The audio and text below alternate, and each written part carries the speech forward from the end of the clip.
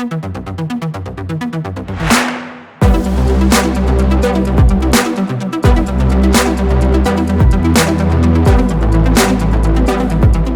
everybody.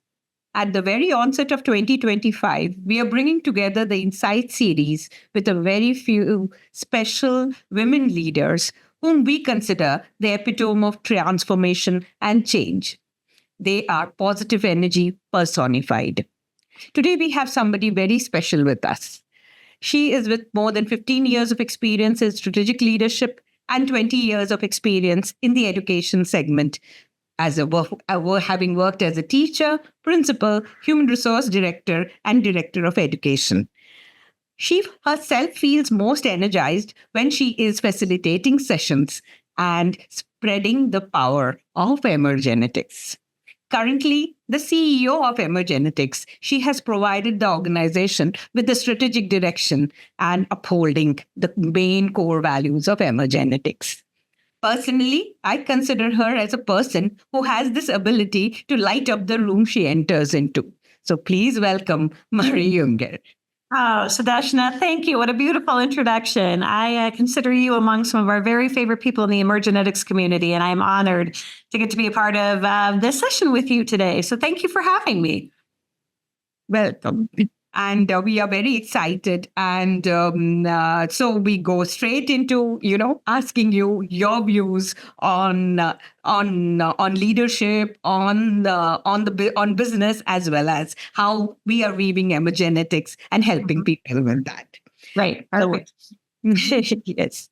So how do you consider that in today's world, when we are talking about organizations trying to be obviously being successful, but at the same time future ready? So how are you seeing the organizations making this effort?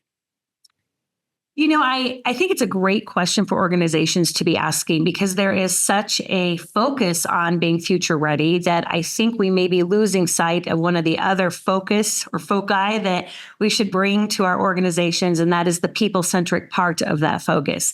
So it's one thing to have our employees, unlearning, relearning, upskilling, et cetera, in order to accommodate the new digital demands in our workplaces.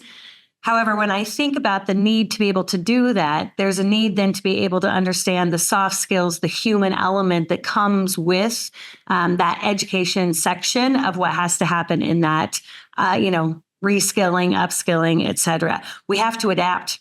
We have to be in a place where we are, able to critically think, deeply problem solve, complex problems, different than what the technology might be providing for us when it comes to a more task-centric type of an approach. So I think that the people skills, the soft skills, if you will, are going to become increasingly important. In fact, there's some research out from McKinsey that says that AI itself could generate anywhere between 20 to 50 million new jobs by 2030. If AI does that, that's great in the sense that it might be changing the entire ways we work.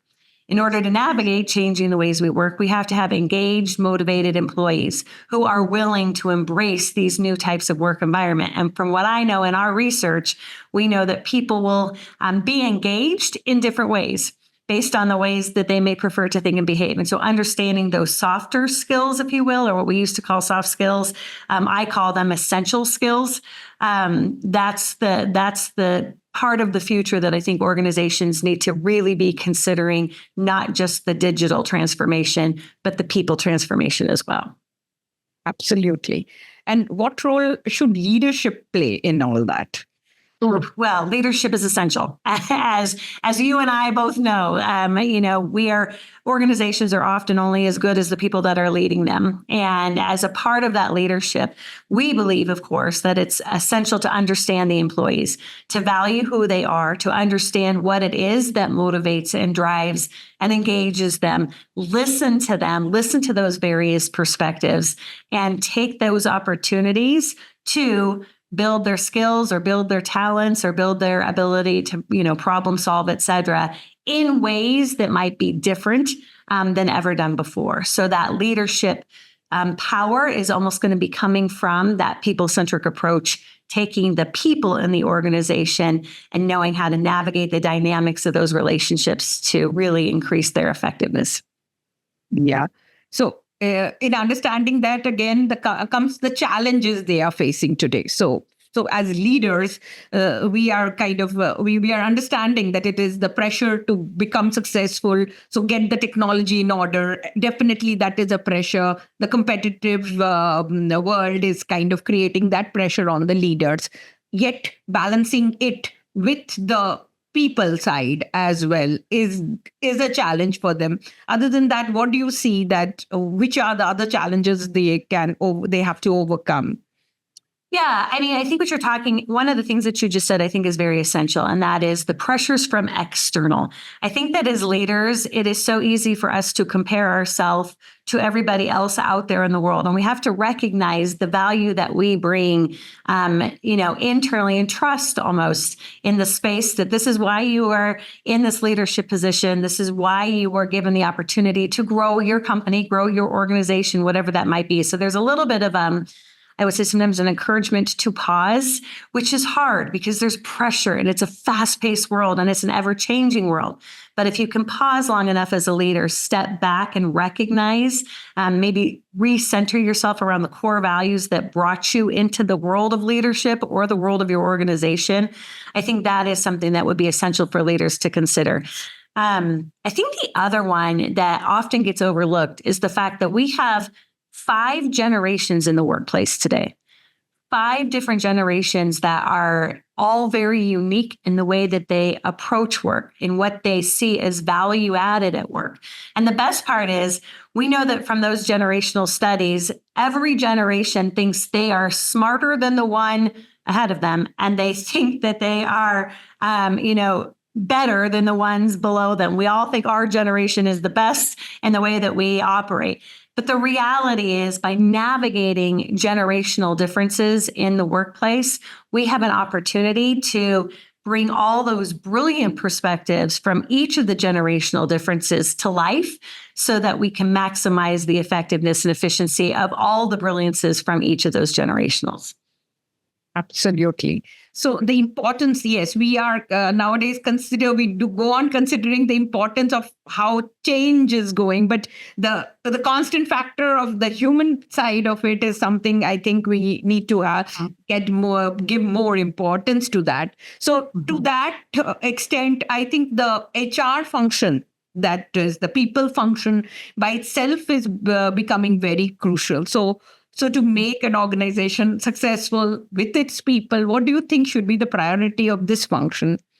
By far, well, I was going to say by far, but there's like 5 things I think are essential. But I would say it starts with self-awareness and culture. HR functions have to be paying attention to the culture that they are creating within their organization so that you can maximize the effectiveness of the employees.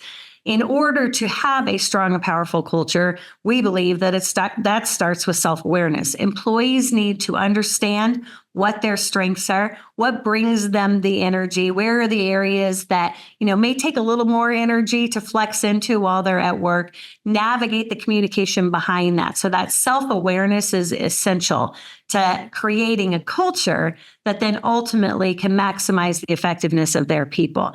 Taking the time to do that and recognizing the importance of that is a critical first step. Stepping back a little bit from the what I would call the training opportunities that are essential to the tasks at work or the kind of work, but that step back to say the effectiveness of the people work, people-centric performance is something that is an absolutely critical element for HR organization, HR departments for the future. They need to do this, but do you think that the leadership adequately supports the people function all the time? I think that's a challenge. I'll be honest. I think that when they do, it's amazing, and I think leaders should. Obviously, I said leadership needs to take a critical look at the people part of their organization. But I do think it's a challenge. I think so often leaders are challenged with focusing on the bottom line. the ROI. They're focusing on the pace with which they are able to implement or bring to life the outcomes of their goals. And those goals are often, critical to their business, not necessarily critical to the people behind the scenes that are helping to bring that to life. And I do think it's a challenge for leaders. That's why I mentioned the importance of pause. I think that as leaders have an opportunity to pause and step back and say, what are the essential elements, not just the technical skills or the digital skills that it will take to make our organization as successful as possible, but what are the people skills that it will take to make the organization as successful as possible? We are seeing a lot of work being done kind of to have different types of leaders as well. So we know diversity is being encouraged, but with the specific diversity in mind, do you think women leaders bring anything special to the table? Well, of course. I absolutely do. I have had the gift of having exceptional role models, female leader role models in the course of my entire career. One being the founder of Emergenetics. As a woman who started this organization over 30 years ago as a CEO and navigating the world of business as a female leader, I got to learn from her the challenges, but the opportunities, the places where women bring an exceptional perspective, because we've often, in the past been challenged with that balance of family, profession, et cetera. And so knowing how the empathy that often can come with that balance plays into the role of leadership, I always have felt that that's such a beautiful, natural transition to the people-centric part of the work. It's that understanding the power that comes from balancing both, your empathy and your professional prowess. Okay. At one point of time, at least, I used to always, when ask this question that, what made me successful as a leader, it used to be always that maybe I was behaving more like men. So, but nowadays we see women who are having those essential qualities which were associated with feminine, or rather not feminine qualities, or those masculine qualities which we talk about, are not associated with the gender themselves, but with leaders. Are nowadays feminine qualities are getting more prominence, like as you mentioned, empathy being one of them, coming, or listening, or listening, or certain things were considered a little weaker, or shouldn't be done at one point of time. But now, do you think people are more open to the way leaders are? Oh, absolutely. And I think that's actually one of the most exciting things about what's happening in the workplace today in general. As I said, in the past, the soft skills were things that might have been more equated to a different gender or a different type of an approach in the workplace. Now those skills are recognized as essential skills. Essential skills are all the skills. It's not, any skills that may be associated with gender. It's the skills that it takes to navigate the entire complexity of the workplace. So whether those skills are the analytical, critical, tactical skills, the implementation skills, the skills that it takes to figure out what are the steps it will bring to implement, the visionary skills. But there's also the skills that are all about the people as well, the listening, the empathy, the being there to understand and truly embrace and encourage coaching and motivation. All those skills are essential skills. It's a comprehensive set of skills, not just tactical or analytical type skills. And that's one of the things I think I just think it's so exciting in the global economy right now, the recognition of the importance of that comprehensive approach to our organizations. And the things which you mentioned are so very essential during a transformation itself. Everything, all these things during a change, we need leaders to exhibit those behaviors, and hence things which we used to happen like with a command and control kind of an environment are no longer working, whereas the leader who is understanding or giving it a little more time, by pausing, maybe things are changing better there. What do you think about that? Yeah, I mean, motivation and influence. are some of the top characteristics for employee engagement. How are employees motivated, and how are they influenced in order to give their very best selves? Well, the people that are going to help be responsible for motivating and influencing the employees are leaders. It's the other people that they work with. And so, and I already mentioned multi-generational workplaces. All the generations are motivated and influenced by different things. And so if you layer the need to have motivation and influence, you need to understand generational differences. And then if you truly value people, the valuing of the people is the open door at the very entry of all of it. When you start by understanding who people are, we believe it starts with Emergenetics, how they prefer to think and behave.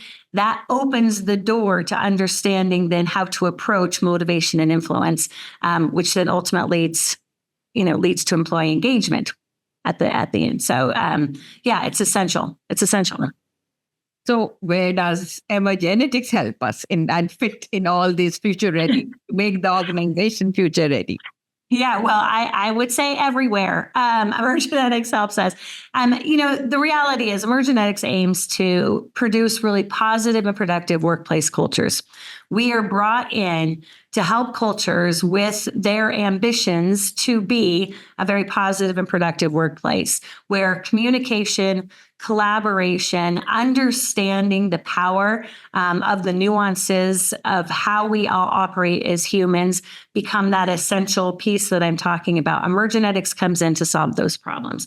So one of the things that we often start with, obviously, is that first self-awareness piece. It's learning about yourself. It's understanding that if I am a person who, may think very differently than the colleague that's sitting right across the table from me, how that will affect our ability to be as efficient and effective in the workplace. So we start with that self-awareness. And then from there, we provide a lot of opportunity to kind of the so now what. So I know how I prefer to think and behave. So now what? What does that mean? So it's leveraging the team's dynamics, understanding how to embrace the brilliance of the variety of different thinking and the importance of that. When I mentioned the comprehensive need in the workplace, that there's all these skills that are needed, Emergenetics doesn't suggest that, for example, leaders have to be experts at all of those arenas, or that they have to be doing it every day, all day long. But they do need to understand where they naturally get energy, where they may not get energy, and how they can lean into those other places. We call that the attributes. Where do they lean into other Emergenetics attributes that can say, this may not be a place I naturally go to, but thank goodness I either know how to lean into that space, or I have people on my team who know naturally, they get energy from leaning into that space where that may be a gap for me. So it's kind of embracing it all and understanding the importance of that cognitive diversity. What's important, and feel free to use this because we use this often in our trainings, is what happens when you don't. In the sense of, there was a study that was done that put teams into cognitively similar groups and then cognitively diverse groups.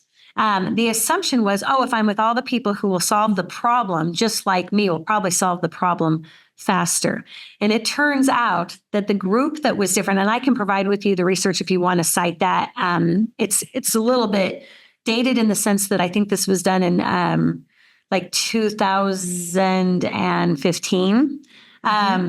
However, what it showed is that when people were in cognitively diverse groups, they were actually far more effective at solving the complex problems than they were when they were in cognitively similar groups.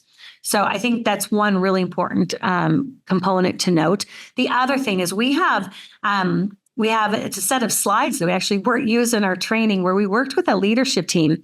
And what they asked us to do, they showed us their organizational goals for the next 2 years. They're like, these are our goals. And what we did is we put their goals into the Emergenetics metaphor. So, this goal speaks to an analytical purpose. This goal speaks to a structural purpose, et cetera. And then We looked at the group dynamics. So took all their profiles, combined it together to make a group profile, which is one of the reports you can run. And in the group profile, recognized that group did not have a preference for social thinking, which is our relational thinking in general, right? And so there was a sliver. So the group's preferences were all in the analytical, structural, conceptual space, not in the relational space. We took their goals and matched it to their group profile. And it turns out they did not have a single goal about people. And that didn't have to be about the internal people. So there was no goals about culture, but there was no goals about a stakeholder focus, like delighting the stakeholder. How are we going to get stakeholder feedback? There were no goals that centered on a very important component of their work, which is the people, the stakeholders, the people who are buying it. So that was a huge aha for them because they were losing their scores, their promoter scores, were going down. They didn't understand why. Well, the reason why is they didn't have any goals specific to the people that might increase things like their net promoter scores. So I think, talking a little bit about those things would be fine to do for your crowd, as they may struggle with, well, why do I have to do this? What's the need for it? If you don't, A, you won't be as effective, research has shown, as solving complex problems. And B, you may very likely be missing an essential element of successful workplaces, organizations, by not addressing it. And then 3, there's a lot of work, evidence that shows employee engagement, the expense of employee engagement, meaning if employees aren't engaged, what happens with turnover, right, and retention. And that's expensive. Just from a very analytical space, when you have a significant amount of employee turnover or you don't have great retention rates, it's expensive for companies to be going out and bringing new people on board. If you are honoring all the different ways with which your employees think and behave, so recognizing the importance of that and having a wide variety, then you'll increase employee engagement, which will decrease employee turnover, thereby increasing employee retention, thereby saving the company, the organization, valuable money. This brings us to the question on the history. You gave us a bit about the founder, definitely, but it would be good to hear a little bit of the history and the journey of Emergenetics. Oh, always happy to talk about that. So yes, our founder, Dr. Gail Browning, she started her roots in education. She was a teacher. And she always said, if I could only figure out how kids thought, I'd be a better teacher. So as she pursued her educational career, she pursued a doctorate as she was exploring sort of what was happening in the world with brain research. At that time, there was a lot of work that was being done by a man by the name of Roger Sperry. He is the man who actually won a Nobel Prize for his split brain research, sort of the left brain, right brain work. She was very intrigued in that, then became connected into a gentleman by the name of Ned Herman, who introduced a 4-quadrant model, understanding that we're not just left and right. So from there, our founder felt that there were still some things missing. It wasn't just about the way we think. And so our founder connected in with our other co-founder of the instrument, and that is Dr. Wendell Williams. And together they generated this concept that there's actually 7 very unique attributes. 4 are the thinking attributes, but where we really resonate differently is in the 3 behavioral attributes. The first thing we see about people is the way we prefer to behave. Before you ever get to see how somebody prefers to think, you see how they prefer to behave. It's what walks in the door, if you will. And so they identified the fact that by knowing the behaviors and the thinking attributes, it would provide a much more comprehensive perspective in social neuroscience and understanding, the socioanalytic theory that is behind psychometric assessments. I'm very, very proud of the fact that we are rooted in science, that we do publish a technical report every 2 years, understanding we norm it globally every 2 years to see if there's any gradual shifts in global society and the global perceptions of self. But the reality is those 7 attributes, including making sure we remember the 3 of those 7 are behaviors, really help make a comprehensive picture for who we are. And so Gail, once she found out that this, proprietary instrument was really resonating with people, her work really took off in business. Now, it also has taken off in the education sector as well. And I don't know, I think we'll have some questions about that later, but really a powerful story of wanting to figure out how people prefer to think and behave as a driver for success in a variety of industries. Great. So now if I'm talking to a leader, so what can I offer what can I say Emergenetics will offer to them as to them and the organization? Yeah. I think that there's a couple of things I would say. I think first and foremost, as I say, we really specialize in positive and productive workplace cultures. So at the very, very basic, it's the positivity that we bring. We're a strengths-based instrument.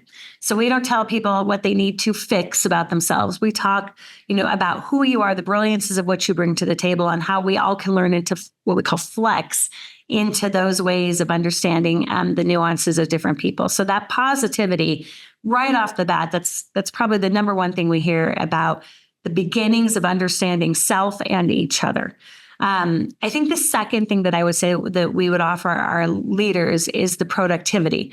So once you've had sort of the initial workshops or the initial experiences learning about self and learning about the teams, we offer a variety of different paths, I guess I would say, different roadmaps for how organizations can focus on certain initiatives that they may have. So for example, if it's anything from workshops to help build your norms in your organization and understanding the importance of the nuances of who we all are to embrace and really empower norms. It could be leveraging the team dynamics. It could be understanding communication and conflict, and how do we navigate the communication when there's conflict situations, which happens all the time. We can, there's just a variety of different opportunities that roadmaps is what I like to say, that provide an organization more specific to what their unique goals may be. And then the other thing that I think is really a powerful model that we bring to the table is we understand the importance of sustainability. And what I mean by that is we're not an instrument that is a one and done. We come in, you had a great workshop, you leave, and whatever happened to that. We want to make sure that the investment that leaders are making in their people, that there's some sustainability behind it. And so by offering these variety of ways to achieve their objectives, helping them see that. I think that's one way for sustainability. But the second is something that we call our associate certification. So you have an opportunity to have internal trainers provided with the chance to they can you don't always have to come outside and bring us in. You have internal opportunities so that your own people can help be delivering some of these Emergenetics workshops to meet your goals. Great. And an example always helps. So can you help us with an example where Emergenetics may not have, like, as you said, fixed problems by itself, but has helped leaders or organizations realize their potential? Yeah. Well, I have a lot of examples. I mean, one of my favorite things is just in the middle of workshops when, a leader might be in the room and there's literally just a wow or an aha moment, like, wow, you really think like that? And how you see that connectivity right then and there. But when I think of an outcomes-based example, I've got one in particular that's coming to mind, and it's with an organization called Wyndham Vacation Properties. Wyndham Vacation Properties are worldwide. They provide kind of in the hospitality industry opportunities for people to travel and where they would stay. Well, they were relocating their headquarters. And that was a really big project for them. Prior to relocating their headquarters, they came to us and asked if we would help, especially with the project management team, the core team of people who were going to plan this, new headquarter relocation, the building of it, et cetera. They came to us, we did workshops. They loved it so much. They're like, our entire team, everyone who will be a part of this experience needs to experience this Emergenetics. what I'm so proud of is that what has in the past for them, any type of project that was similar, took them about 2 to 3 years to complete, and that's what they expected. When they recognized, embraced, and utilized the power of cognitive diversity, they were able to complete that project ahead of time and under budget. So they did so in 11 months and came in under budget because they had all the brains, that cognitive diversity and that appreciation for it, the utilization of it in the room as they work to do that project. So that's kind of a fun one for me that I think about the effectiveness of what cognitive diversity can bring. Now, we as MARG are excited to be the country representatives for Emergenetics. So you would be visiting us very soon in April. And how excited are you to visit India? Do you see the smile? I don't think it's left since we set our dates. I am so excited. Obviously I'm excited just this will be my first time to India in all transparency. So I'm excited to see your beautiful country, learn about your history, learn about the people. But what I do know is the other reason that I'm excited. And that is, India is a remarkable country in its position in the world right now. It's a fast growing economy. I know there's tremendous aspirations for the digital role that it will play in the world. I know that there's, a huge emphasis on supporting startups, entrepreneurship, et cetera. So I feel like that energy alone from the country is an exciting opportunity for me to come and learn and support. But of course, then I think about MARG. And I'm so excited to work with you, Sudeshna and MARG, as new partners. The energy, the growth that I see, the potential that is coming from the work that you've already been doing, and the way that Emergenetics supports, encourages, and can grow you even further. I think that is really exciting, and I can't wait to connect in person and see and meet all the people that are a part of your journey and your growth and your anticipated growth as well. So yes. Tremendous, and the food. I have to throw that in. Sorry. I'm already visualizing. I'm a foodie, so I'm also excited about the food. You just spoke of India, the vibrancy and the culture. The different India itself has a lot of diversity itself. So and you spoke about the startups as well. So in both contexts, both the diverse India, different India, and then the startup part also. Do you can you tell us how can Emergenetics help in this? Yeah, that's a great question. Let me start first with the diversity part of it. I think what's really powerful about Emergenetics is I mentioned. It seems to me that Emergenetics is the door that opens to the house, if you will, or the door that opens to other rooms and possibilities. Because if you just simply start with what's behind me, which is a metaphor of the Emergenetics template, with understanding, thinking, and behaving, you could literally take the name off of that report and you could sit with somebody from a very, very different culture, a very, very different belief system, very, very different representation, but have some things in common. Because your report may show that together you have, for example, a preference for analytical thought. And then it starts to open the door for conversations behind that. So I have an analytical thought. You love analytical thought. How has that been influenced or impacted, or how does that present itself in your world and in your culture? So it almost creates the opportunity to have conversations about embracing the diversity that we all bring to the workplace, but in a way that starts with identifying some commonalities, if you will, in the profile. So, we're brought in a lot to help with the embracing of, a variety of different cultures, ethnicities, et cetera, in organizations. And what we hear is that profile it opened the door. It was like, wow, we do what do we have in common, so that we can then celebrate where we might have differences and recognize and acknowledge that. When it comes to startups, it takes a lot of energy. It takes a lot of energy to have a startup and to bring all the components into the consideration of what it's going to take to have that startup become more than just a startup, right? To have that startup transition to a successful organization. And I think one of the things that Emergenetics does is it helps people to acknowledge that where's your own personal energies?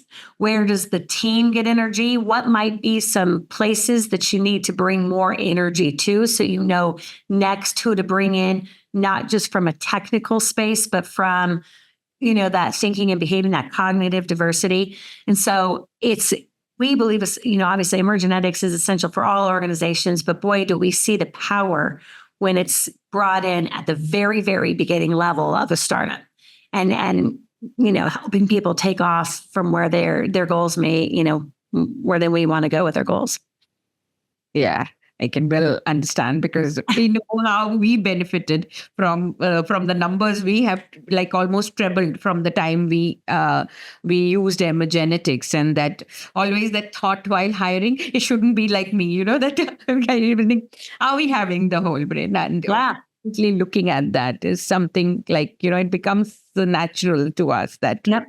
Very critical, very critical. You do not want, especially as a startup, to have what I call group sync, where everybody thinks the same, because you're going to be missing critical elements of an organization's, needs, clients' needs, because your stakeholders, your clients are representing a whole variety of thinking and behaving. And so to appeal to them, you better be sure that you're considering all the different components of the ways with which we think and behave in order to appeal to the variety of clients that are going to be coming your way. Absolutely. Yeah. It shouldn't be, we can't leave one thought process out. And sometimes when we are engaging with organizations, we see that skewed, that it is getting skewed somewhere, and it's just one preference completely getting left out. And we feel like, oh, this is like, this can't happen. But maybe in a team you can still manage, but a leadership or an org level, that might get too much. Yes. Yeah. Especially as you grow. And even honestly, managing rapid growth or accelerated growth. So assuming that this startup is in a situation where they're like taking off, right? Managing that growth and accelerated growth is another really important element of leadership, so that you do so in a way where the employees feel engaged. You do so in a way where you're bringing in cognitive diversity. You're recognizing not only the gaps in your organization from, like I said, those technical digital skills, but also the kinds of thought that you need to make sure you're bringing to the table so that you have a well-balanced organization. Absolutely. Absolutely. That balance is so essential. We are bringing in, with becoming the country representatives, we are like, it is no longer just the MOTMs. We are that meeting of the minds. We are also bringing in the certification. So for our, the new set of audience will be associates, be it the trainers within organizations or freelance trainers or any training companies which might up something like that. What do you think what would be how they should be using Emergenetics as standalone or in their leadership journeys? What do you think is the USP for them? We are honored to have so many either independent trainers, training organizations, or even within organizations, their training department, their human resource learning development department, use Emergenetics as their tool of choice. So what I would say, for whether you're an independent or you're a training company, having a toolkit is one of the most important things that you can offer to the people that you're working most closely with. Having kind of that ability to know what it is that the client or clients are needing from you. What we have found is Emergenetics is an essential item in your toolkit. It's the place to get things started, so that whether or not you bring in some other components of change management, for example, I know change management is really important from MARG, but the concepts that clients might be looking for either personal growth or their own company growth. It's important that you have a variety to choose from. And we believe that, there's certain ones that are essential. And obviously, we would say Emergenetics is one of those essential components in your toolkit because it starts with how people think and behave. It starts with your own self-awareness. And in order to really grow, whether you're coaching people or whether you're helping to drive a team, you have to understand who the people are in order to help them grow. The other thing that I would say that's a really important component about having Emergenetics as a trainer, from a trainer perspective, is honestly your own growth, your own self-awareness. And what I have found from the numerous people that we have trained to be associates is during the associate certification, the ahas that are happening for them personally make them better trainers. Make them better in the ways that they communicate effectively with other people. And so I think it's important from two sides. It's great for your clients, the people that you're going to be working with, but honestly, it's great for your own personal growth and professional growth. Agreed. And you are absolutely right. Like we have seen, phenomenal results as far as change management and emergenetics is concerned, because we think, well, now, like, while putting out a communication, simply we will be like they are more third expressive, or so we should be giving them the opportunity to debate before seeing that change forth, or we can't ask them to answer immediately. Let's the first thirds can kind of come back later with what they are thinking. So it's very important. Sudeshna, the complement that is Emergenetics plus change management is remarkable, because understanding how people think and behave, and then understanding how to manage change. I mean, it's a symbiotic relationship. That is another reason why I'm so excited that MARG is our partner. The way we can approach the importance of understanding both of those, it's just interdependent in my brain, that it's essential that you have both at your fingertips. True. Now, moving to something I think which is very close to your heart, is Emergenetics for youth. So Emergenetics and children, how, let's hear from you. Okay, well, how much time do we have? No, I'm just teasing. Yes. I could talk about it forever. Let me, I think, Sudeshna, if you're okay, I'd like to start with a little bit of a story as we move forward with talking about the youth and what it can do for kids. So my history is that as you mentioned, I was a teacher. I was a school principal, and I was introduced to Emergenetics when I was a school principal with the opportunity to open up a new school.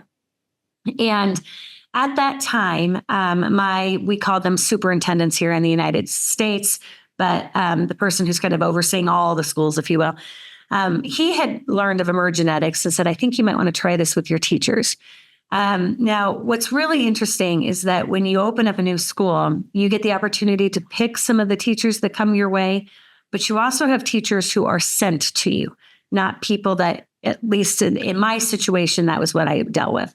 And so I now have a dynamic of educators, the adult relationships of people who were, quote, chosen to come to a new school, and people who were sent to go to the new school.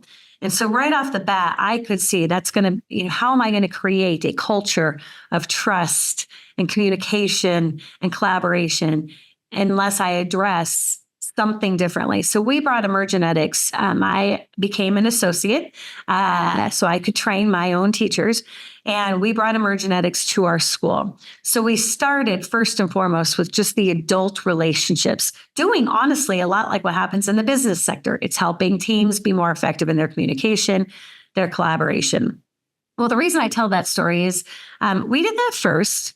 And then I learned that there's this entire youth component where kids can take a questionnaire and then they get a report that looks just like their teacher's report, just like all the adults. So it's the first time where a kid felt like they were almost equal to the adult because their reports looked exactly the same. And talk about opening the door for communication and effective instructional changes for kids. Kids were able to say, oh my goodness, I didn't realize, teacher, that you had so much structure in your brain. And I probably drive you crazy when I forget to turn in my assignments. And the teacher's like, yes, we need to work on that. So it started communication between the teachers and the kids. Another amazing example is I had a student who, when he was really struggling with writing curriculum and was having a hard time getting things turned in, wasn't really writing effectively, and was scoring poorly on his assessments. Very poorly on his assessments, to the point we thought that there might be some sort of a learning issue happening in his brain. When we found out what his youth report results were, we learned that he is what we call a singular preference conceptual, which means he has a singular preference for ideation. He did not have a preference for implementation, for logic, or even worrying about what other people thought for social.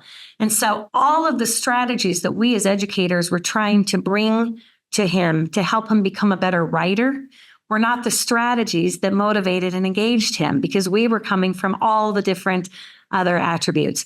When we finally learned how to bring the strategies in our teaching that would give him energy, and I'll give you an example. He asked if he could plan his writing starting at the end of the story, not the beginning. He wanted to work backwards.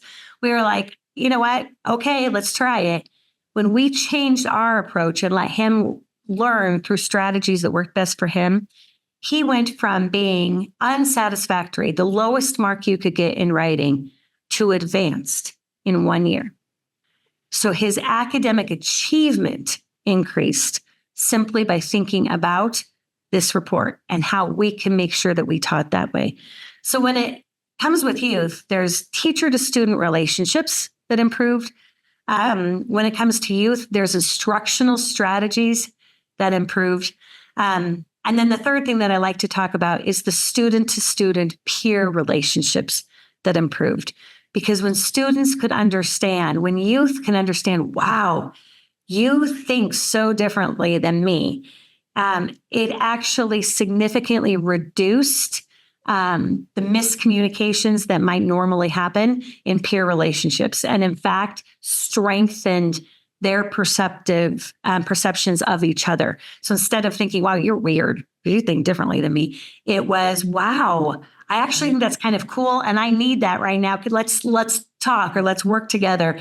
So the student relationships, I'll just say my discipline situations, my classroom management was, the discipline decreased significantly because kids understood each other. They were getting along more effectively. The tool does start at the age of 10. I think that's important to note. Technically 9, because that's a developmental phase where kids are finally to the age in the psychology that's happening in their brain, where their neural pathways are ready to accept variety of different, what engages them, what motivates them, et cetera. So it starts at the age of 9 and goes all the way through to the age of 17, 18, which is another developmental phase. So we kind of work with kids through the developmental phases that are happening in their brains. Wonderful. Now I can also understand why one of my toddlers will not draw a straight line to match the column. It is always it reaches for him. There you go. The line reaches. You'll have, you will embrace. And I should say, I'm talking a lot about school examples, what it's done for families and family dynamics. To your point, as a parent, if you understand that you have a child that may have a different way of thinking than you, and understanding how to support your child, their own growth in that manner, that's a very powerful family tool to have at your fingertips, so that you can keep your family relationships tight, but also support your kids, your own family, your youth in your home in the way that will help motivate and help them to be the most successful that they can be. So, in your experience, have you seen that where you are, like the students and the teachers are benefiting, the parents anywhere have volunteered to do that themselves for themselves? Yes. So at the school that I worked with, and I love talking about the fact that I came from a school because, depending on the audience who might be listening to this, I started this whole journey with Emergenetics as a practitioner. I wasn't working for the company. I did it as somebody who just really started to see the benefit. But at the school that I was working with, when we brought this to our students, the teachers and I felt very strongly that the parents should obviously have the insights into what was happening. And so we had our parents all take we picked one particular age range. We picked, the 11-year-olds. And at that age range, we had all the parents take their questionnaire, and then the kids came in and the kids helped teach Emergenetics to their parents. They were like, okay, mom, this is what I am. This is what I like. This is what I like to do. This is what gives me energy. Now, when I look at you, no wonder you're always on me to clean my room. No wonder, and they would talk about Emergenetics from the dynamic of the relationship of how thinking and behaving, what they had in common, and maybe where there were some differences so they could learn to embrace each other. And I mean, I've had emotional stories, parents who have cried in my office because they're like, I haven't been the kind of parent that my child needs. I've been trying to force my kid to be just like me instead of empowering my kid and their brilliances, their strengths, their intellect in different ways. And it's led to some very powerfully emotional, almost revelations around the relationship between their kids. That's really touching, I would say. And as you say, as a family also, sometimes that our point of view becomes so important, and emergenetics kind of teaches us that we need to be where others are, right? So so it goes everywhere. In all this, what keeps Marie going? I love this work, Sudeshna. I love this work. I have always been a person who is motivated by helping others. I mean, clearly I was in education first. So whether they were little people or big people, I just want to help and empower and inspire people to be their very best versions of themselves. So what keeps me going first and foremost is I love the work. I think the second thing is internally at Emergenetics, we have a just cause. And it's something that's not part of our marketing. It's an internal thing that we use. And the just cause is our reason for being. And our just cause is to cultivate connections that inspire all to interact with authenticity, empathy, and understanding. And every single day I get up and I get to see glimpses of how we're helping to bring that just cause to life. So that keeps me going. And then honestly, in a more practical way, we're growing. We have so many exciting things on the horizon. We're embracing the spirit of digital revolution. We're thinking about what are different ways with which we can respond to the changing dynamics in the world and bring more digital resources to life so that people can understand and utilize the ways that they think and behave in different ways. So I'm excited about that future for our company and what we'll be bringing to the world in different ways to ultimately bring that just cause to life. So it's kind of the combination of the purpose, the combination of my own values and what I believe in, but also the recognition of what's around the corner for us and this digital revolution, the digital transformation that we are going to be experiencing as well, just like all organizations are. It's motivating. It's exciting. I can't wait. And I get to go to India. That's what keeps me going. I think that's kind of the rounds it up. I have nothing to ask after this. You've just kind of done it so well.